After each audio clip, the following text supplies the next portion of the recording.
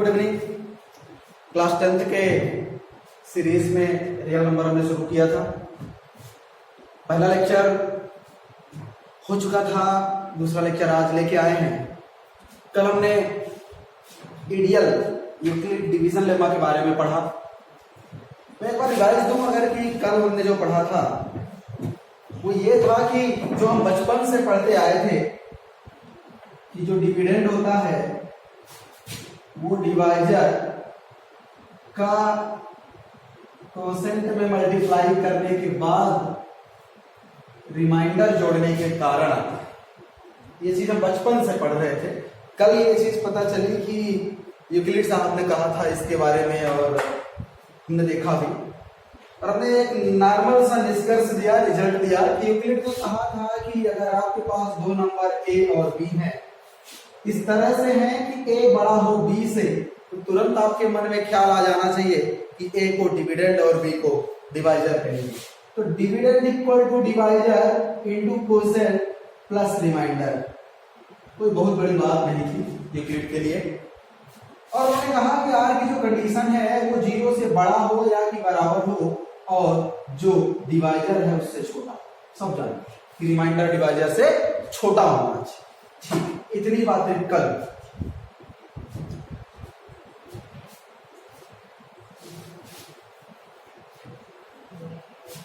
अब हम एक एग्जांपल लेके कल की क्लास को आगे बढ़ाते हैं। जैसे मैंने आपके सामने एक क्वेश्चन रखा, apply Euclid division lemma in 567 and 19, ऐसा कुछ करके हमने कहा। देखिए मैं बार बार कह रहा हूं कि क्वेश्चन देख के आपको पता चल जाना चाहिए कि सबसे पहला चीज यूक्लिड डिवीजन लेमा मतलब भाग देने बिना काम नहीं चलेगा, डिवाइड आपको करना पड़ेगा। अब डिवाइड में आपको डिविडेंड की जरूरत है और डिवाइजर की जरूरत है। तो डिविडेंड किसको मानेंगे? 567 को। जो यूक्लिड ने कहा था ए किसको मानेंगे? 567 को, क्योंकि ए बड़ा है बी की कंडीशन हमको याद है। तो बी किसको मानेंगे? 90। अब हम डिवाइड करते हैं, 567 में 19 को डिवाइड करते हैं, दो बार पूरा पूरा और 9 टाइम्स ये। ठीक है, स्पष्ट शब्दों में दिख रहा है कि 29 क्वेश्चन है।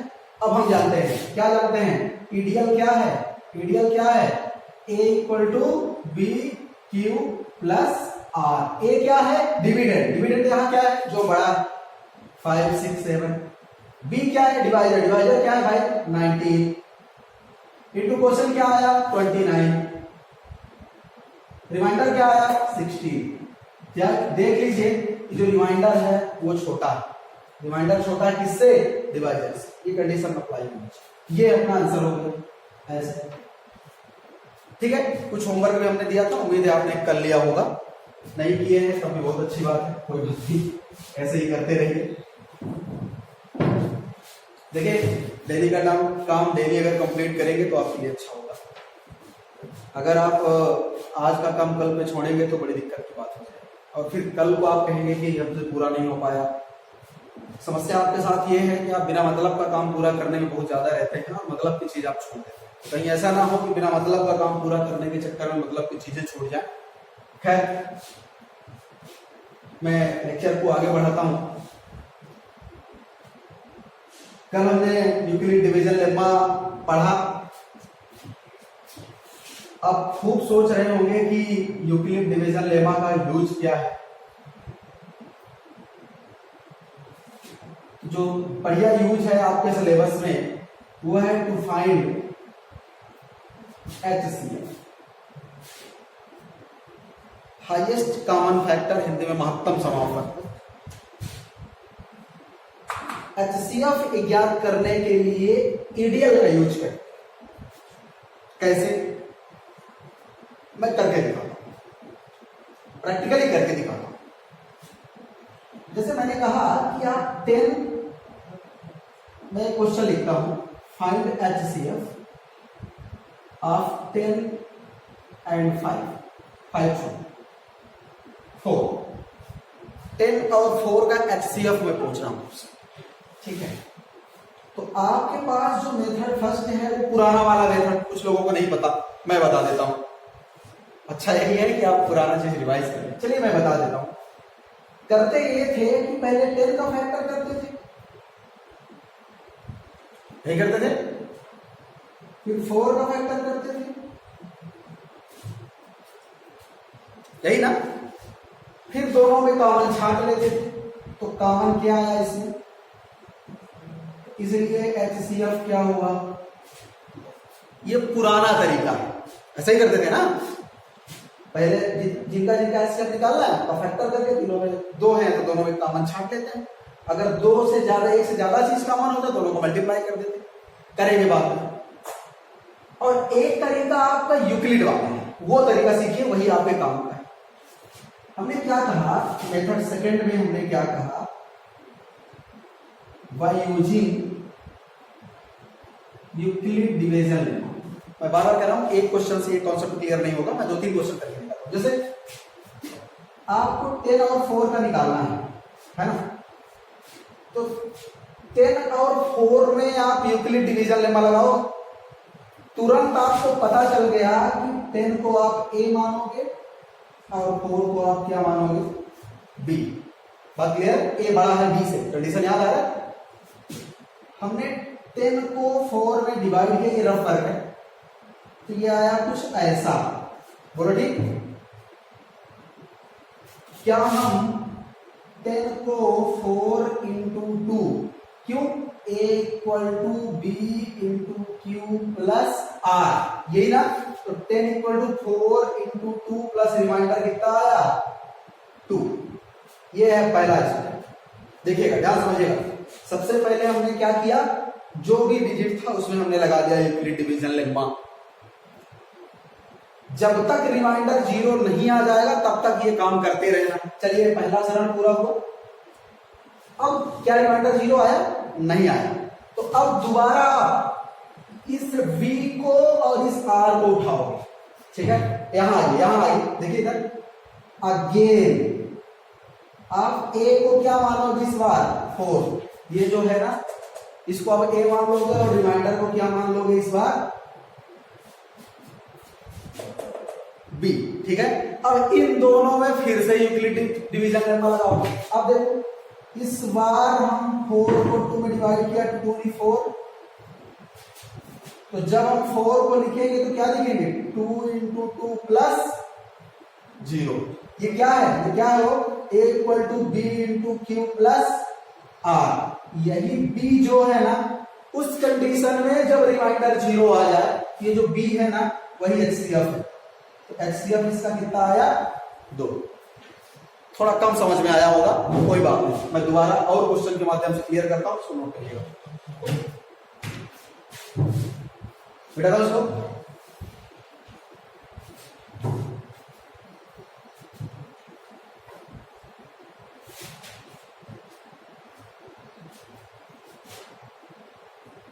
find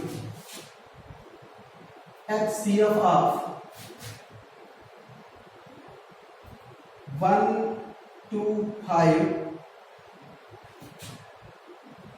and 15, 1 to 5 and 15 by Euclid division lemma. बढ़िया क्वेश्चन, चलिए समझते हैं। हमने क्या कहा, जिन 2 चीजों का HCF निकालना है, सबसे पहले अगर यूक्लिड का यूज करके आप करना चाहते हो तो आपको ये छांटना जरूरी है कि A क्या B क्या। जो बड़ा होता है उसे ये कहते हैं, यहां बड़ा है 125, बोलो ठीक है। अब हम एक्चुअली डिवीजन लगाते हैं, तो अगर हम यहाँ पे ईडीएल लगाना चाहते हैं तो रफ वर्क अपने को डिवाइड करना होगा। 125 में हमने 15 का डिवाइड किया, 8 बार पूरा भाग गया, रिमाइंडर कितना बचा, 5। तो क्या हम बाय ईडीएल ये लिख सकते हैं कि 125 क्या A इक्वल टू क्या था, BQ प्लस आर। तो ए क्या है 125, बी क्या है 15, क्वेश्चन कितना आया 8 और आर क्या है। बोलो ठीक है। क्या हम यहां पे रुक जाएं? नहीं, क्योंकि रिमाइंडर अभी 0 नहीं आया है। तब तक अपने को यूक्लिड डिवीजन लेम्मा लगाते रहना है जब तक रिमाइंडर 0 ना। कोई बात नहीं। जो ये बी है इसको एक बार फिर से हम और रिमाइंडर को लेकर चलते हैं अगेन। जो ये बी है उसको हम ए मानेंगे और जो रिमाइंडर है उसको बी मानेंगे। ठीक है, जो ये बी है वो क्या मानेंगे ए और जो ये रिमाइंडर है वो क्या मानेंगे। दूसरे स्टेप पे यूक्लिड डिवीजन लेम्मा लगा रहे हैं, पहला स्टेप का काम तो ठीक है, हो गया। चलिए 15 और 5 में हम यूक्लिड डिवीजन लेम्मा लगाते हैं। तो 15 में 5 का डिवाइड किया आया 3, ओहो आ गया रिमाइंडर 0। कैसे लिखेंगे बाय यूक्लिड डिवीजन लेम्मा कैसे लिखेंगे 15 इक्वल टू क्या लिखते हैं हम a equal to B Q plus R. A अपना इस बार क्या था 15, बी क्या था 5, क्यू क्या था 3, रिमाइंडर क्या आया 0। जब रिमाइंडर 0 आ जाए उस कंडीशन का जो बी रहा होगा डिवाइजर रहा होगा वही HCF होगा। इस कंडीशन का बी क्या है 5, बी क्या है 5, इसलिए HCF क्या है 5। ठीक है, समझ में आई बात। गलती से आप Q इंटू बी ना लिख दीजिएगा कि आप 3 इंटू, क्योंकि 15 को 3 इंटू 5 आप लिख सकते हो, पर नहीं, अपने को पहले डिवाइजर लिखना है बाद में क्वेश्चन लिखना है। ठीक है, ये चीज ध्यान रखिएगा। चलिए मैं एक और क्वेश्चन और कर देता हूं, नोट करिए इसको अच्छे से।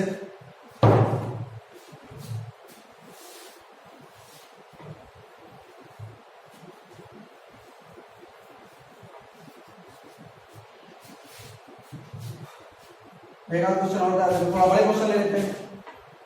Find HCF of low 12, 4, 4 and 32। कुछ लोगों से अगर टेबल ना बनता होगा दिक्कत होगी, माफी चाहता हूं इतने बड़े क्वेश्चन के लिए, पर क्या करें, कॉन्सेप्ट पूरा करना होगा।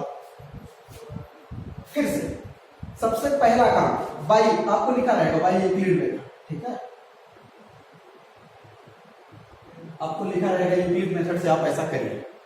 हमने क्या किया, सबसे पहले ए तलाशा, जो बड़ा है वो 12, 4, 4 है, जो बी लिखा वो छोटा वाला है, क्योंकि यूक्लिड डिवीजन लेम्मा के लिए आपको डिवाइड पे जाना होगा रफ वर्क में, इसलिए हम चलो डिवाइड पे आ जाते हैं। 12, 4, 4 में हम 32 का डिवाइड कर देते हैं। ठीक है, कितना आया 4 बार पूरा भाग जाएगा नहीं, 3 बार जाएगा, क्योंकि 4 बार में थोड़ा ज्यादा हो जाएगा।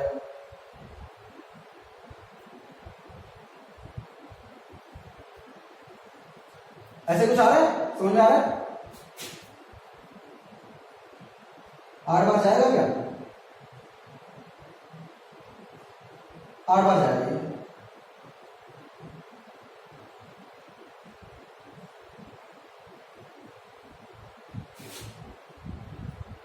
हाँ बोलो, ठीक है, कोई दिक्कत तो नहीं ना।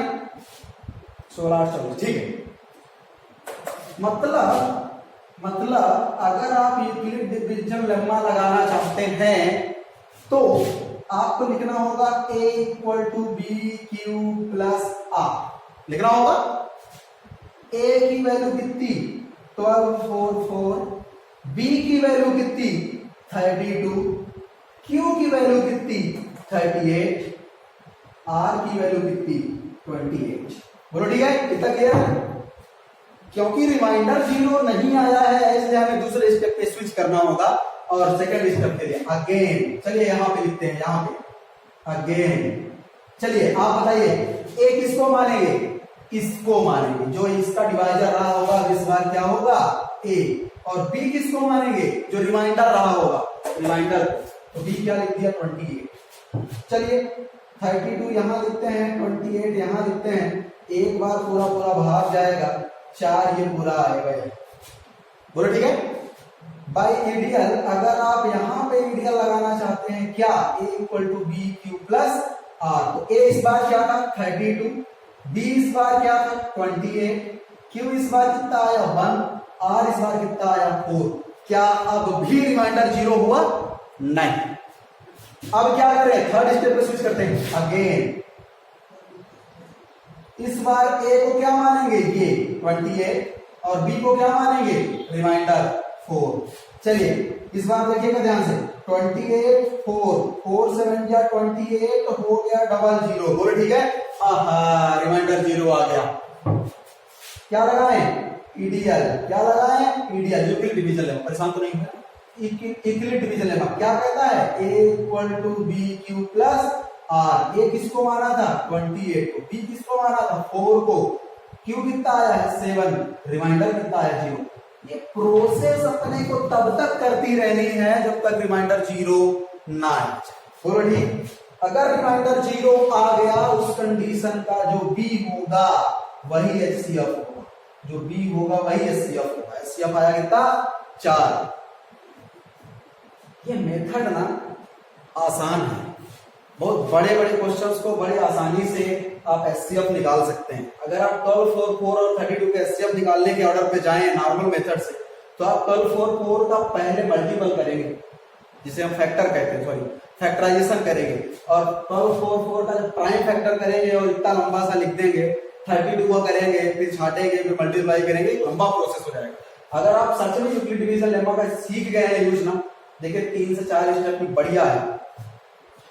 मुझे उम्मीद है कि समझ में आया होगा। एक आध क्वेश्चन और मैं करके दिखा देता हूं।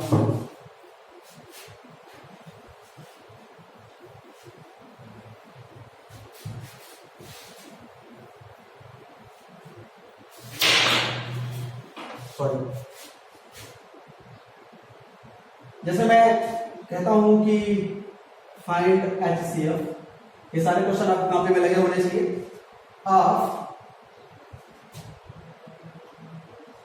92 and 560, लो भाई, by Euclid method. Euclid method का नाम सुन के ही क्या ख्याल आया? कि भाग देना पड़ेगा, डिवाइड करना पड़ेगा। अच्छा, आपको डिवाइडेड चाहिए जो कि बड़ा वाला होता है, आपको डिवाइडर चाहिए जो कि छोटा वाला। बोलो ठीक है, इतनी बात समझ में आई। अब हम रफ वर्क में भाग दे देते हैं। उम्मीद है 6 बार पूरा पूरा भाग चला जाएगा। यस, चला गया। रिमाइंडर कितना आया? 8। क्या हम यूक्लिड डिवीजन लेम्मा में ये कह दें a equal to B Q plus R? A अपना था 560, बी अपना था 92, रिमाइंडर सॉरी क्वोशेंट आया है 6 और रिमाइंडर आया है 8। क्या अपना काम पूरा हो गया? नहीं, क्योंकि रिमाइंडर अभी भी 0 नहीं हुआ है। तब अगेन सेकंड स्टेप पे आएंगे और सेकंड स्टेप पे अपना ए क्या होगा? ये अपना ए होगा। ठीक है, ए बराबर 92 और बी इस बार क्या होगा? रिमाइंडर 8। ठीक है, चलिए 92 में 8 का डिवाइड करते हैं, कितना हुआ? 11 टाइम जाएगा। यस, मतलब ऐसे भाग नहीं होता, भाग तो जो